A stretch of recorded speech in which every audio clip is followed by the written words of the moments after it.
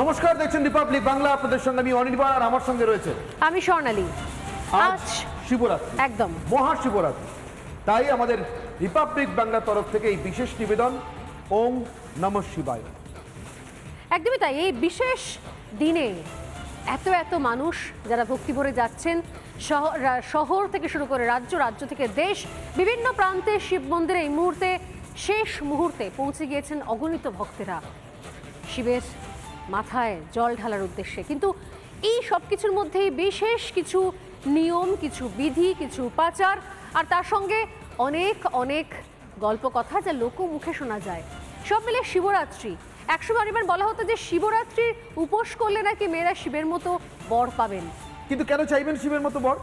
শিবের সম্পর্কে যা শোনা যায়, শিবের আচার আচরণ, দৈনন্দিন প্রত্যহ তার জীবনযাপন, তাতে শিবের মতো বর না পাওয়ার জন্যই তো মেয়েদের সাধনা করার কথা। শ্মশানে মশানে পড়ে থাকেন, নেশাভঙ্গ করেন, সংসারের দিকে একেবারে তার মন নেই। অন্নপূর্ণা ঈশ্বর পাত্রীর উপাখ্যানে তো আমরা শুনেছি, কোনো গুণ নাই তার কপালে আগুন। তাহলে এমন বর কেন চাইবেন স্বর্ণালী? একদমই তাই। এবং সেই জন্যই তো ভোলে বাবাকে চাওয়ার এত আকাঙ্ক্ষা। কারণ ওই যে কোথাও নির্লিপ্ত, সমস্ত সংসারের মোহ মায়া থেকে অনেক অনেক দূরে এমন একজন ব্যক্তিত্ব, এমন এক পুরুষ যার নারী কল্পনা করে থাকে তার জীবনসঙ্গী হিসেবে। আর এই শিবরাত্রি শুধুমাত্র শিবরাত্রি নয়, একই সঙ্গে মহাশিবরাত্রি। আর এই মহাশিবরাত্রিতে ঠিক কী কী চলছে, কোথায় কোন কোন মন্দিরে কী কী পুজো চলছে জানবো, দেখবো এক এক করে। কারণ বলা হয় নাকি প্রতি বছর আসে না এই মহাশিবরাত্রির মহাশিব পুজো। অর্থাৎ এইখানে কি রয়েছে বিশেষত্ব, কি রয়েছে বিধি, কি রয়েছে উপাচার, সব জানবো এক এক করে। তবে তার আগে তার বিভিন্ন দেশের বিভিন্ন প্রান্তের সেই ছবিগুলো আমরা একে একে তুলে ধরবো, তাই তো অনির্বাণ? একেবারে।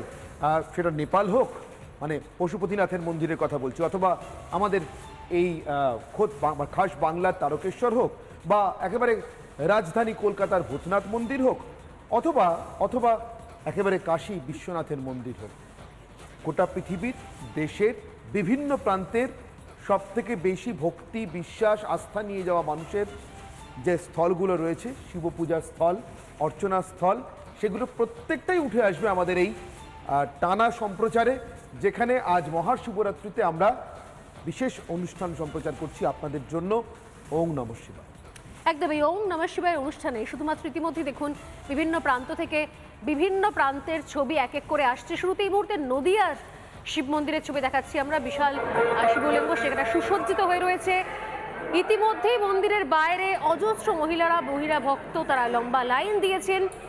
বারবার বলা হচ্ছে শিব পার্বতীর নাকি বিবাহ বার্ষিকীও বলা হয়ে থাকে এই মহাশিবরাত্রির শিব পুজোর দিনটিকে। ফাল্গুনের কৃষ্ণ চতুর্দশীর দিন, এবং যেখানে সৃষ্টি স্থিতির অদ্ভুত মেলবন্ধন বলি আমরা শিবকে, ঠিক সেই জায়গা থেকেই আজকের দিনের কি বিশেষত্ব, কি বৈশিষ্ট্য আমরা জানবো, আমরা কথা বলবো। আমাদের স্টুডিওতে শুধুমাত্র আমরা থাকবো না, রাজ্যের বিভিন্ন প্রান্তের শিব মন্দিরের ছবি বা দেশের বিভিন্ন প্রান্তের শিব মন্দিরের ছবিও থাকবেন। একই সঙ্গে থাকবেন আমাদের অতিথিরাও, যাদের কাছ থেকে সেই গল্প বা এই মহাশিব পুজো, শিবরাত্রির সঙ্গে এই মহাশিবরাত্রির পুজো, এই বিশেষ তিথির কি যোগ রয়েছে, এই সন্ধিক্ষণের কি বা মর্ম রয়েছে এবং সারমর্ম, এবং একই সঙ্গে যেখান থেকে আমরা শুরু করেছিলাম আজ অনির্বাণ, যে অর্থাৎ সত্যি সত্যি কি মনস্কামনা পূরণ করেন মহাদেব? তিনি তো আপন ভোলা, সেই মহাদেব, হর হর মহাদেব, সেই আওয়াজে, সেই আকুতিতে কি সাড়া দেন শিব? এই যে এত এত মহিলারা তারা শিবের মাথায় জল ঢালছেন, সত্যি কি মনস্কামনা পূর্ণ হয়? দেখো স্বর্ণালী, এখানে আমার একটা অন্য কথাও আছে। কথায় বলা হয়, মানে মহাদেবের অপর নাম আশুতোষ। আশু অর্থাৎ অল্পেই, তোষ অর্থাৎ তুষ্ট হন তিনি।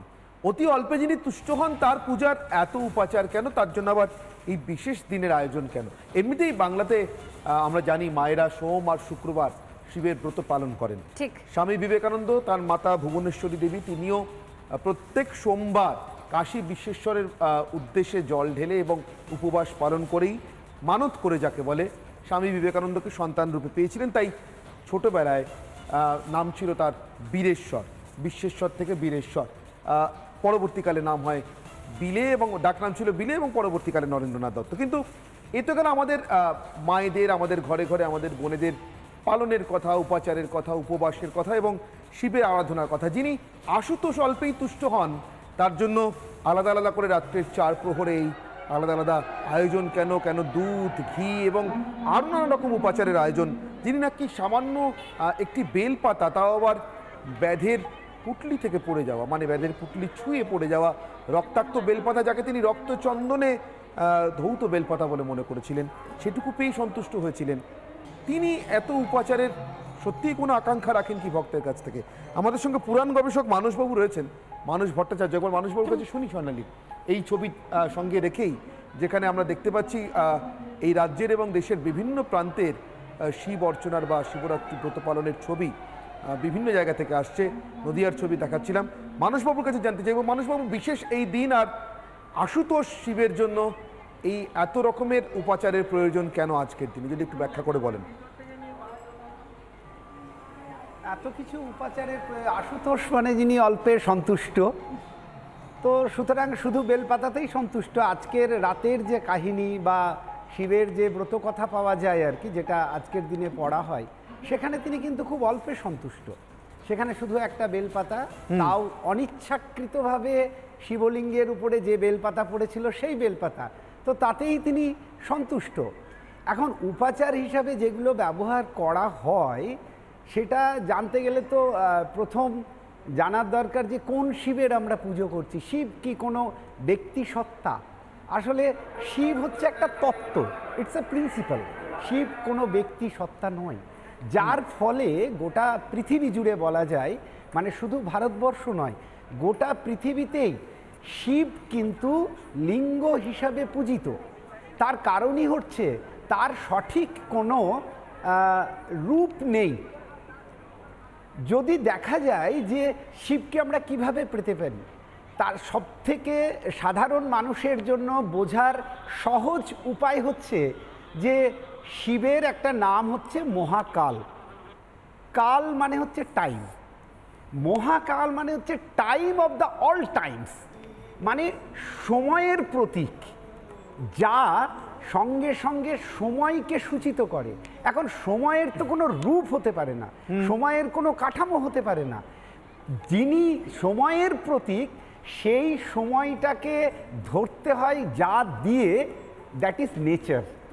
প্রকৃতির মধ্যে দিয়ে সেই মহাকালকে ধরা, সেই সময়টাকে ধরা, আর তার জন্যেই শিবলিঙ্গ আমরা যেখানে যেখানে পাই, মানে বেদের প্রথম দিকের পরে যজুর্বেদে যখন শিবের বর্ণনা পাচ্ছি, অথবা তারপর স্কন্দ পুরাণ, বিষ্ণু পুরাণ, শিব পুরাণের যে 24,000 শ্লোক আছে, তার কোথাও এখন শিবকে আমরা যে রূপে দেখি সেই বর্ণনা কিন্তু কোথাও নেই। শিবকে আমরা ভীষণভাবে আপন করে নিই, বাঙালি সমাজ শিবকে আপন করে নিয়েছে, খুব ঠিক কথা, কিন্তু শিব একেবারে একটা পরম সময়ের প্রতীক, পরম কালের প্রতীক, সেজন্যে তিনি মহাকাল। আর সেই কারণে নানা উপাচার যা কিছু তাকে দেওয়া হয়, তার প্রত্যেকটার আলাদা আলাদা মাহাত্ম্য, এবং সেই মাহাত্ম্যকে বোঝার জন্যই কিন্তু আজকের শিবরাত্রি। কারণ সময়কে বাদ দিয়ে, কালকে বাদ দিয়ে কিছু হয় না, যার ফলে অন্যান্য স্থান ভেদে, যদি আমি বলি যে কেরল থেকে একেবারে কাশ্মীর থেকে কন্যাকুমারী পর্যন্ত স্থান ভেদে নানা দেবদেবীর নানা পরিবর্তন হয়েছে, কিন্তু যদি কাশ্মীরের শিবের মন্দিরে যাও অথবা কন্যাকুমারীর রামেশ্বরমে যাও, সেখানে কিন্তু একই মন্ত্রে ত্রম্বকং যজামহে সুগন্ধিং পুষ্টিবর্ধনম উর্বারুকমিব বন্ধনান মৃত্যুর্মক্ষীয়মামৃতাৎ। এই কাশ্মীর থেকে কন্যাকুমারী সেই একই প্রতীকের পুজো হয়, যা সময়ের প্রতীক, যা বিকৃতভাবে আমরা এখন অন্য অর্থে ব্যবহার করি, যে লিঙ্গ মানে অন্য কিছু। কাল, টাইম অফ দ্য টাইমস, তার প্রতীক। সেই প্রতীকটাকে আমরা ধরার চেষ্টা করি কি দিয়ে? প্রকৃতি দিয়ে, নেচার দিয়ে। আর সেখানেই শিবের মাহাত্ম্য, পুরুষ প্রকৃতির মাহাত্ম্য।